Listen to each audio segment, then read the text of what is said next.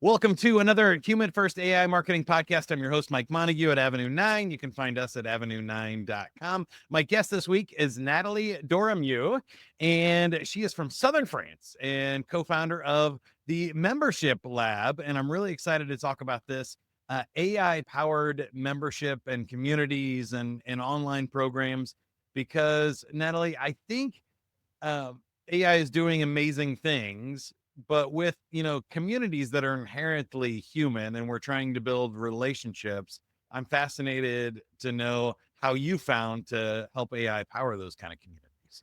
Yeah, sure. So actually, it's really been through looking at the problems that clients were having. So when we talk about AI-powered memberships, we talk about how do we use AI as a tool to solve problems, right? Not Mm. this. So it's either getting back time or it's helping people make a decision quicker. All that so that we have more time to be humans. So it completely fits within Yeah. the community aspect, right? So we see AI as an accelerator. So if you got nothing, you put AI, you're going to get more of nothing, right? For those who fit it well, right? Um, and so if you combine, without being too technical, the knowledge base with the prompt, with some key information that you have from a client or member, then imagine what amazing output you can get and help them come up with an idea or decision or the draft of an email so much quicker. That's how we use AI. That's why it's AI powered, because it's putting fuels on decision making, basically. Yeah, I love that. And I think it fits perfectly with what I'm trying to do for my clients and the mission that I'm trying to spread here because if they go to the membershiplab.com, you have an awesome community. You got to have a community about communities for sure. But coaches and, trainers and consultants and people that are trying to build their own community is really who you're targeting. And I think that is awesome because the structure is one part. A lot of people struggle with what kind of community, what am I posting, where are they going, what's the tool that I'm using. Facebook groups stink, LinkedIn groups are even worse, and there's a lot of technical challenges. But then what I love to work with is like, how are we engaging? I love, interviewing members, creating podcasts and content, and coming up with cool things to say. But then there's that whole other challenge of like, how do we get this into a medium that Mhm. people can enjoy? So that's what I'm hoping we can explore here today. But I'll start with maybe the basic question, an easy softball for you here is why should somebody start a community if they don't have one? Well, actually, not everybody should, because some people don't want to be running communities, right? And actually, I think it's at the core of why so many communities fail is because people Yeah. see it as something super easy, super scalable, throwing some copy, some videos, and then, people will love it and they will stay, and it doesn't work, right? So it's actually not for everyone. It is, however, for the people that have a desire to expand on something they're already doing. For example, they're a coach and they have a method, system. They've been helping people one-on-one or even in small groups. And they're like, I got something that works here. How can I scale this without putting more hours in my calendar? Right? Mm. So it could be something like this. It could be, I'm close to retirement and I work with so many people. I would create a community. I would show up once a month. We talk, we inspire each other, and they both go through my program, so they kind of know the method, and I can coach them a little bit with, some recurring income, and I still get to make the impact that I want, right? Heck yeah. So there are like so many ways, but the key you were saying, like we were talking, before we started to record, like membership that actually don't work, that fall flat. Well, go back to your idea. Why are you doing this? Are you really excited? If you're not excited, there are so many people that are not excited about their membership. And you can tell, and people can feel that energy, right? And two, are you really solving a problem that people have? Now, just because you're putting really good stuff inside doesn't mean that people need it or are willing to pay for it. It's a question of priorities as well, right? So like there's so much that goes into that before we even talk about membership models. None of that. You have to really make sure that you have an offer that is something that people want and that you're excited about because you're committing to, 2, 5, 10 years potentially. So is that something that helps you get to your vision? Because if you're close to retirement and you want to slow down in the business, don't go and start a thing where you're going to show up, 2 times a week and stuff like that. It's just not aligned. It's not going to work.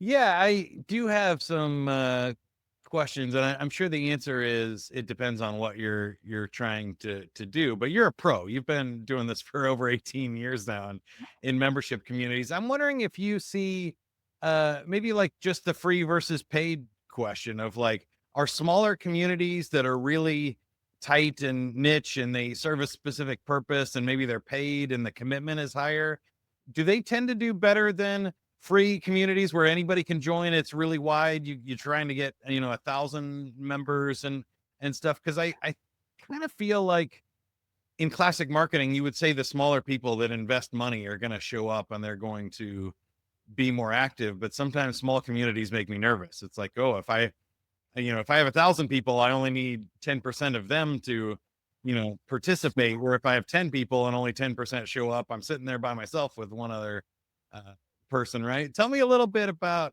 maybe the strategies and models that you've seen from this. Sure. So, first, like when you say, I don't think you said successful membership, but like when it works, first we have to define what it means work.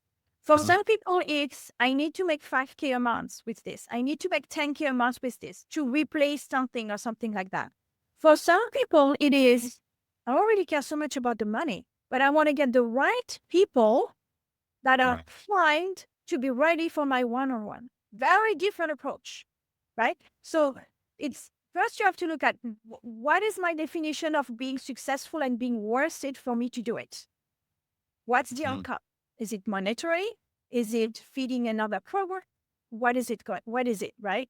Now, in terms of engagement and what is easier to create, I would say the lower the price point, the more likely people are to not show up for a month or two, when it's that amount of money we can afford to lose. Oh, how many Starbucks is that? Okay, I can live by that. Yeah.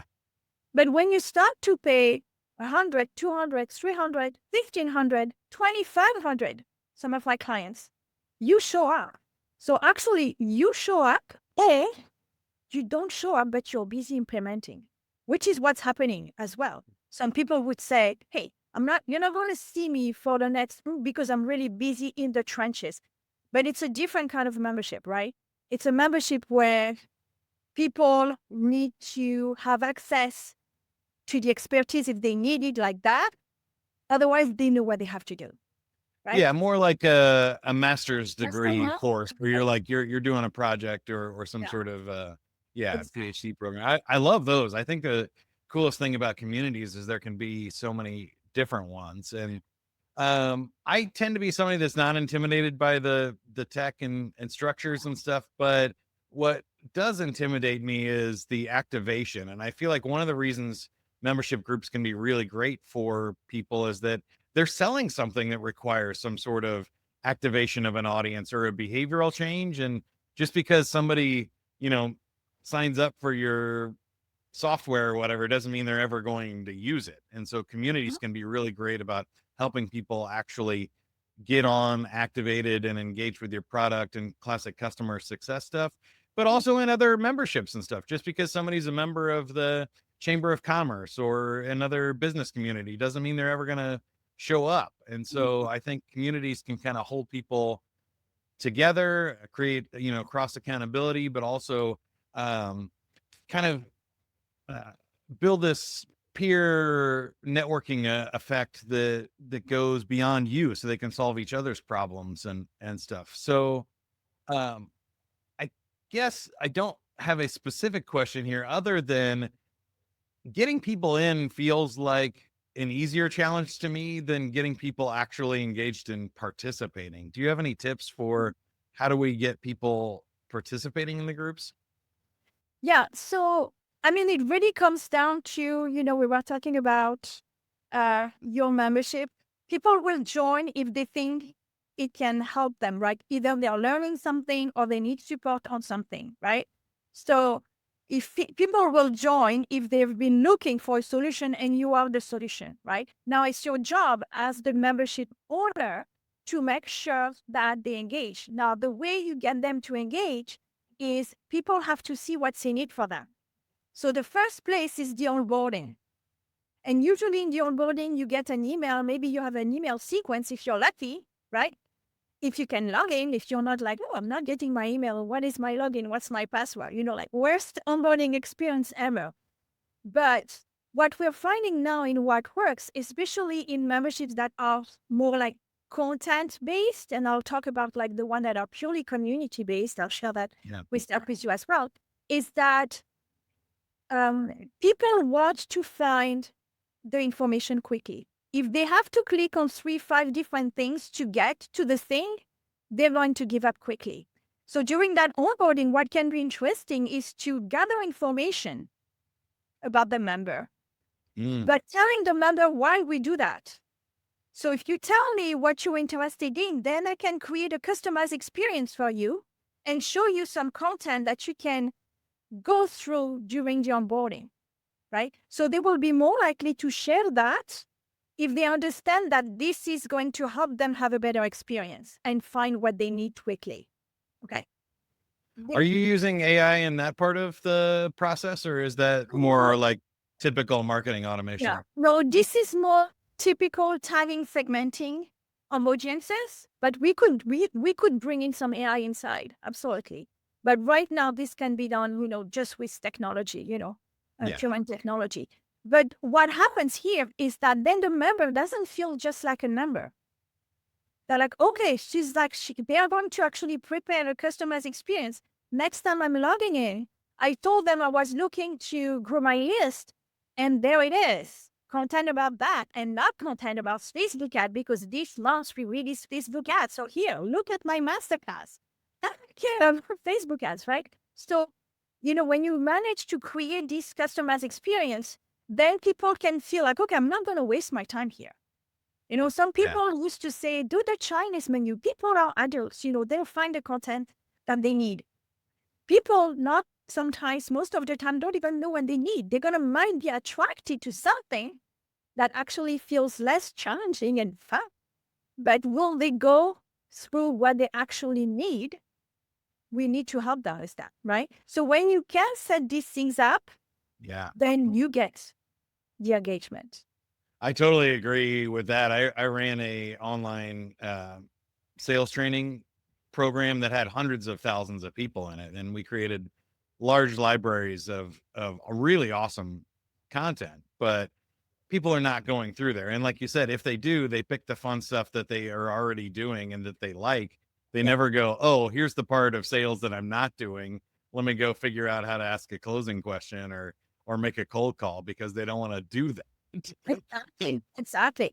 So you can take that one step further, and just like if you were like in a coaching environment, you could say, okay, what's your goal for the next 90 days or 6 weeks, right? And they share their goal. And then that goal, you can remind them by email. So how are you doing with that goal? Do you need any help? This is when the next call is, or post here, or this might be helpful, right? So people feel seen, right? And supported beyond the calls. Well, I heard several things in there that maybe people that haven't ever tried this didn't catch, which is you're emailing people outside the community as well, and that alerts and reminders and notifications and stuff are a big part of the community. It's not like if you build it, they will come and they just keep showing up and stuff. And then I also feel this way about writing a book. I've written a couple of books, and I think people that write a book for the first time think finishing the book is the finish line, but really that's just the starting line. Now you got to get somebody to read it, and then once they're reading it, you got to get them to finish it and tell somebody else about it, and you got to promote the book and all that kind of stuff. And I feel like communities are very much a similar challenge where like building and launching your community is the starting line, not the Yeah. finish line. So can you talk maybe a little bit about how AI is helping people keep these communities going? Because what I find so fascinating, especially about for me, it's podcasting. But if I can create something every week, then I have something to talk about in the community, or I can take this podcast and turn it into a blog, an email, an educational Mhm. post or something, and use AI to really take that heavy lifting off because that gerbil wheel becomes exhausting in a community pretty quick. You think Yeah. you have a ton of ideas until you try and run a community, and then 12 weeks in, you're like, I got nothing. Yeah. Yeah. So, I mean, and that's actually a concern for people that want to start a membership. They're like, what am I going to talk about? How much videos do how much content do I need to give them? And I'm like, just enough for them to get what they need. Nothing more, nothing less. Right? Mm. It really depends. So I think like when you're right, you want to think about this in advance when you're going to start the membership and feel like, okay, maybe you have a framework, something, like in the architecture, you've got like a system in place and you want to help people identify where they are and there is this content that they can consume and then they get the support, right? Now, in terms of running out of ideas, I mean, there is one thing that works every time is just to ask people, what would you like me to talk about next? Would you like me to interview someone on a specific topic, like when I am not the expert? So you're becoming the curator, right? So it's not like you even have to come up with the content. I think what people want as part of the membership is it's like you're creating content for them on that specific topic. I mean, I'm talking about like business, memberships. Um, and you're basically saving them time, everything is centralized. If I want to learn something about AI marketing, I'm going to go to Mike because he's going to know what is going on because it's keeping a pulse on it, right? So he's going to tell me. I'm not going to have to go and search, so he can tell me. And I can say, hey, I've heard something about this new model.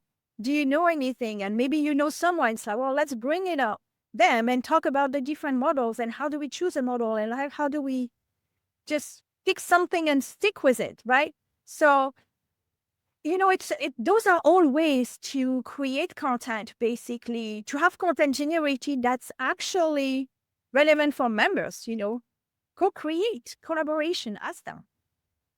Yeah, great answer there. All right, I do want to roll it back a little bit to our original question about communities in this world and as we look forward. Did you have something else?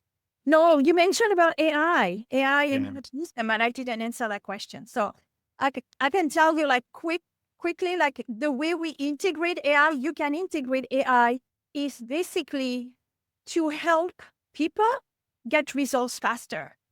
For example, um, the role play. You can have a chat where you can train, you can do sales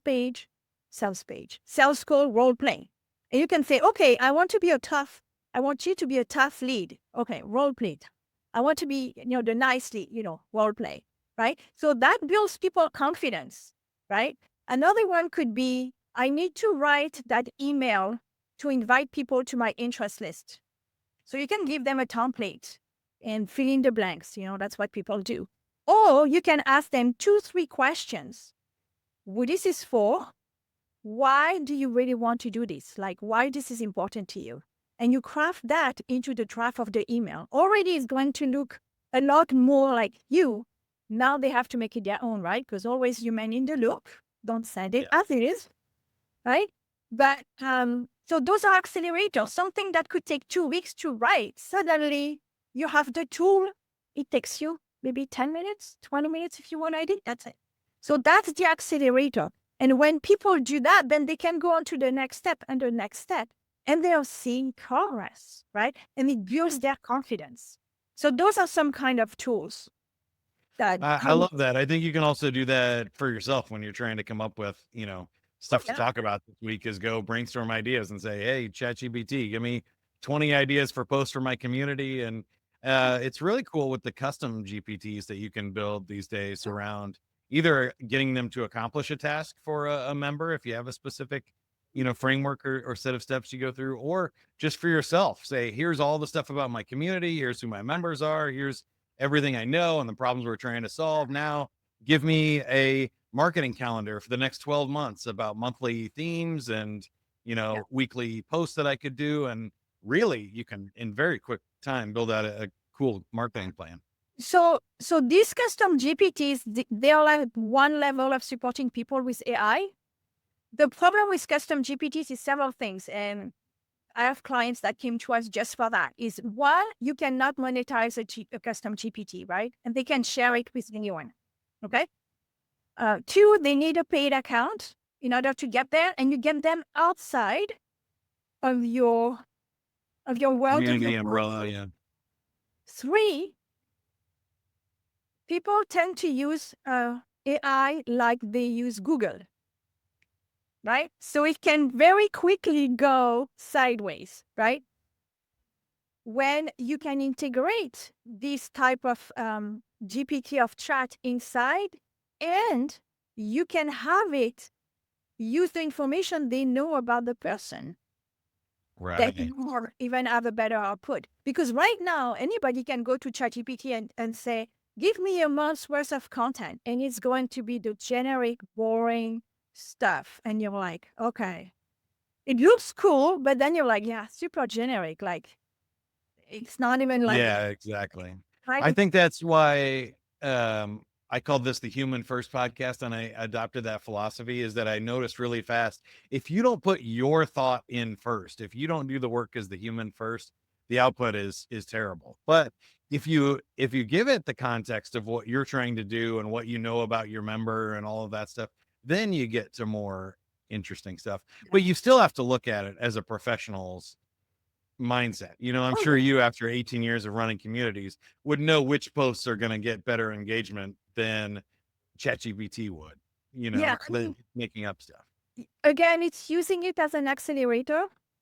It's not using it as the answer, as the creative, Yes. So as we look at the future, the bigger question I wanted to ask you, and I'm assuming you're going to agree with me, but my thought here is that these private communities are going to become more and more common and more valuable as AI kind of ruins the other public communities, because we see hundreds of fake accounts on Facebook.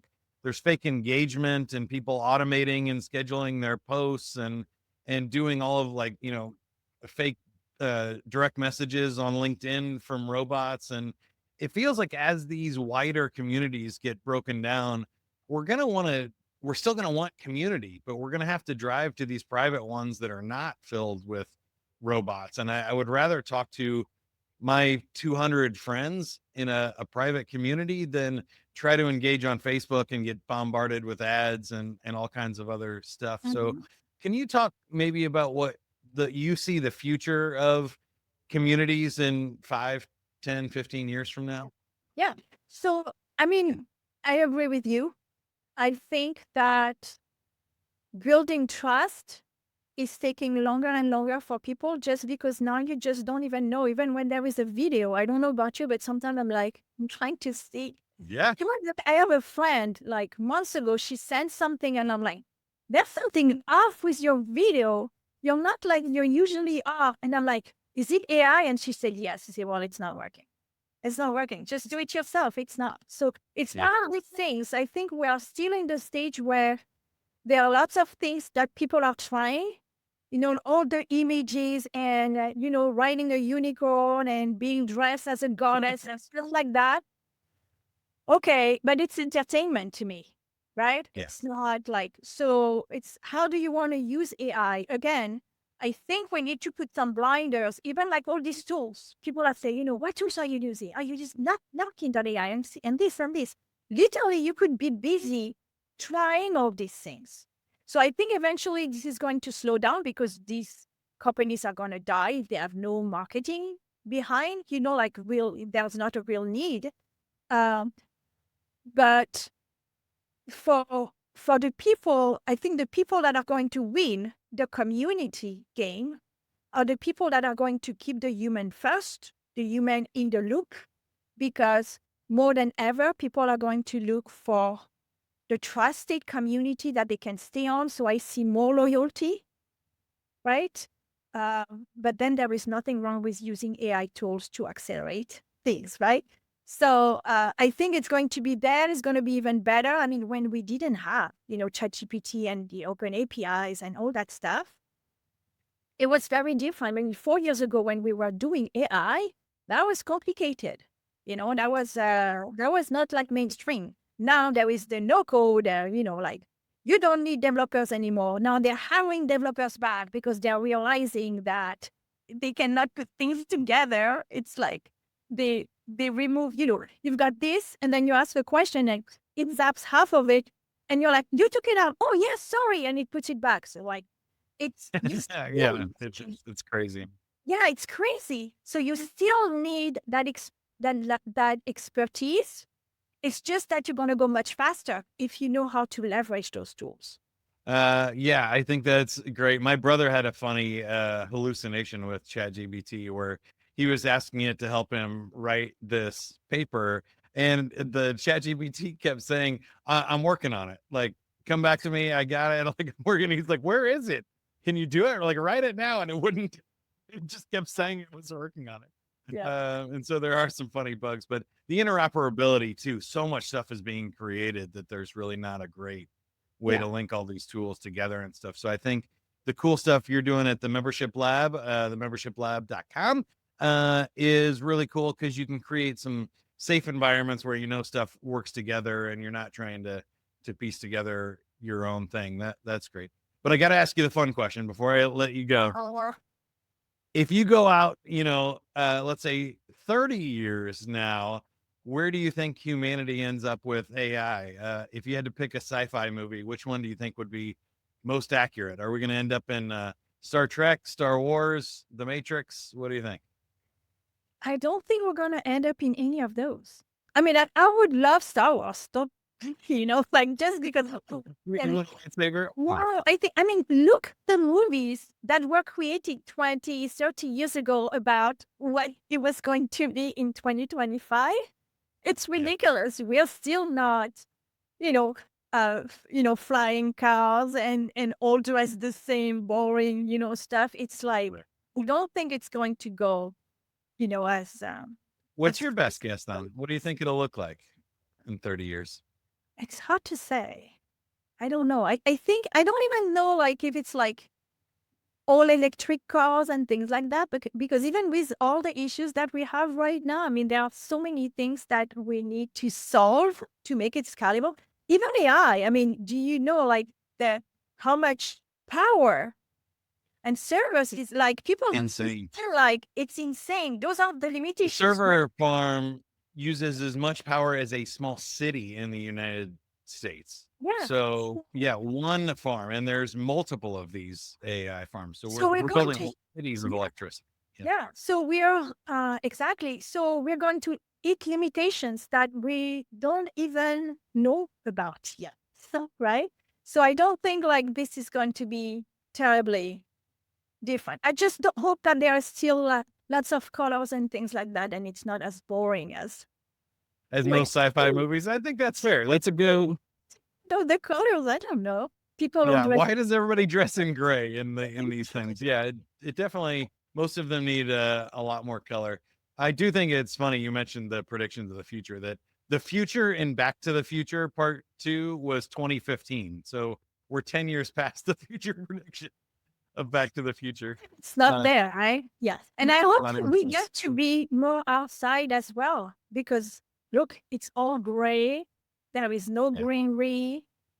It's all there is very city and tall stuff like or underwater or whatever, but it's not like nature, which is I think it's going to keep, I think we're going to have to go back to some of that. I hope that we've reached kind of peak industrialism and now we can get back to some more of the optimization and humanity, and same thing like with internet marketing. Really, I feel like we reached peak SEO algorithm stuff and now we have to do something else. Like there's nowhere else to go in that yeah, arena. And I hope that brings us back to smaller communities. I hope it brings us back to real life communities and Yeah, I think getting out of too. the house. Yeah. Yeah, that would be awesome. Yeah. Well, Natalie, last question for you here is how can you help us or how can we help you? Tell us about the membership lab. Yeah, sure. So, I mean, at the membership lab, what we do, like we kind of share that is we help people build online portals, memberships, online courses, online, group coaching programs, and we use the power of AI to accelerate members' results.